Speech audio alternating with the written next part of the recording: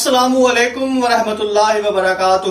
میں ہوں محمد رضوان اور آپ دیکھ رہے ہیں 7 منٹ لیکچر۔ آج کے اس لیکچر میں انٹرمیڈیٹ پارٹ 2 کی حمد کا دوسرا حصہ ہم پڑھیں گے۔ اس دوسرے حصے میں بقیہ 4 اشعار کی تشریح انشاءاللہ العزیز کی جائے گی۔ شعر نمبر 4 ہے جی، سراپا معصیت میں ہوں، سراپا مغفرت وہ ہے، خطا کوشی روش میری، خطا پوشی ہے کام اس کا۔ سراپا سر سے پاؤں یعنی کہ سارے کا سارا، معصیت گنہگار، خطا کوشی غلطی کرنا، خطا پوشی گناہ چھپانا، مغفرت بخشش۔ میں سراپا گناہ ہوں یعنی کہ میں سارے کا سارا گناہوں میں لثڑا ہوا ہوں، وہ سراپا مغفرت ہے اور وہ ساری کی ساری بخشش ہے، وہ ساری کی ساری معافی ہے۔ میرا کام غلطی کرنا اور اس کا کام غلطی چھپانا ہے۔ غلطی چھپاتے ہیں، اللہ تعالیٰ کی یہ صفت ہے بہت اہم، اور وہ صفت کیا ہے کہ اللہ تعالیٰ گناہوں کو چھپاتے ہیں۔ آپ کے، میرے اور لوگوں کے کئی ایسے گناہ ہیں کہ جن کا اللہ کے علاوہ کسی کو نہیں پتہ، اللہ تعالیٰ نے وہ گناہ چھپائے ہوئے ہیں۔ آپ اس بات کا شکر ادا کریں کہ اللہ تعالیٰ نے آپ کے گناہ چھپائے ہوئے ہیں۔ اگر وہ بند کمروں میں، اندھیروں میں جو گناہ کیے ہوئے ہیں ہم نے، اگر وہ لوگوں کے سامنے ظاہر ہو جائیں تو ہم تو کسی کو منہ دکھانے لائق نہ رہیں۔ تو شاعر کہہ رہا ہے کہ میں سارے کا سارا گنہگار ہوں اور وہ سارے کے ساری بخشش ہے اللہ تعالیٰ، اور میرا کام غلطی کرنا ہے۔ نبی صلی اللہ علیہ وآلہ وسلم نے فرمایا، کل بنی آدم خطاؤن وخیر الخطائین توابون، سارے کے سارے آدم کے بیٹے خطا کار ہیں۔ نبی صلی اللہ علیہ وآلہ وسلم نے فرمایا، من ستر مسلمن سترہ اللہ یوم القیامہ، آپ دنیا میں لوگوں کے عیبوں کو چھپائیں، اللہ کل قیامت کو آپ کے عیبوں کو چھپائے گا۔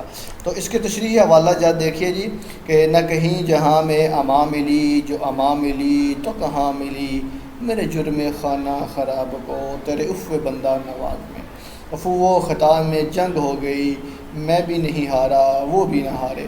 خطا کوشی روش میری، انسان کا کام ہے غلطی کرنا، خطا پوشی ہے کام اس کا، اور اس کا کام ہے خطاؤں پر پردہ ڈالے رکھنا۔ چلتے ہیں جی شعر نمبر 5 کی طرف۔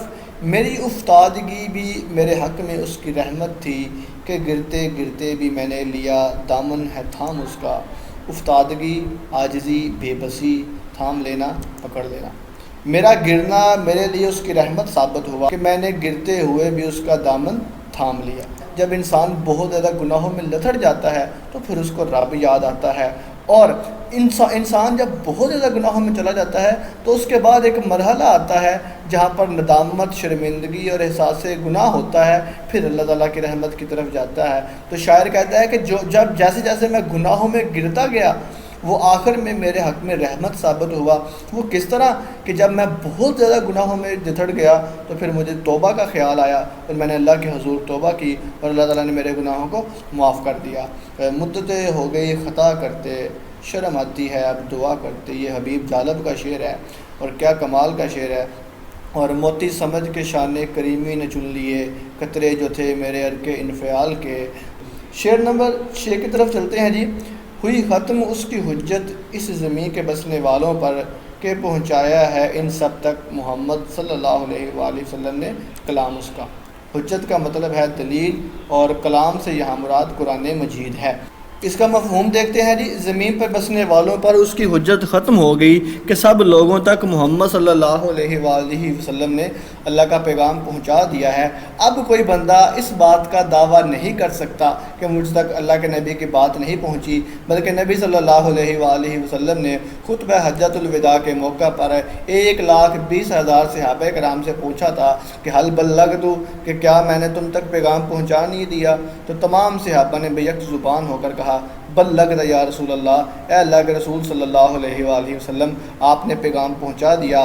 تو اللہ کے نبی نے فرمایا، فَلْيُبْلِغُ الشَّاهِدُ مِنْكُمُ الْغَائِبَ، جو یہاں پر موجود ہے ان لوگوں تک میرا پیغام پہنچا دے جو یہاں پر موجود نہیں ہے۔ اسی طرح سورۃ المائدہ میں بھی فرمایا، الْيَوْمَ أَكْمَلْتُ لَكُمْ دِينَكُمْ وَأَتْمَمْتُ عَلَيْكُمْ نِعْمَتِي وَرَضِيتُ لَكُمُ الْإِسْلَامَ دِينًا، کہ آج کے دن ہم نے تمہارے لیے تمہارا دین مکمل کر دیا اور اسلام کو تمہارے لیے بطور دین پسند کیا ہے۔ شعر ہے جی کہ ہوئی تکمیل جن کی ذات پر، ہر خیر و برکت کی انہیں خیر البشر کہیے، خیر الورا کہیے، بجا کہیے۔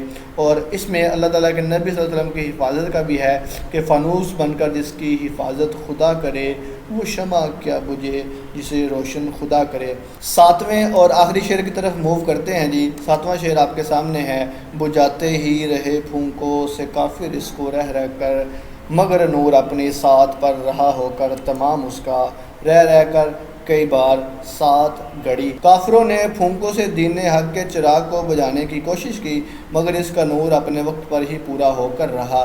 کافروں نے نعوذ باللہ نبی صلی اللہ علیہ وآلہ وسلم کو ختم کرنے کی کوششیں کی، ان کو شہید کرنے کی کوششیں کی۔ نبی صلی اللہ علیہ وآلہ وسلم جب مکہ سے مدینہ ہجرت کرنے لگے تو اس رات بھی ان کو شہید کرنے کی کوشش کی گئی۔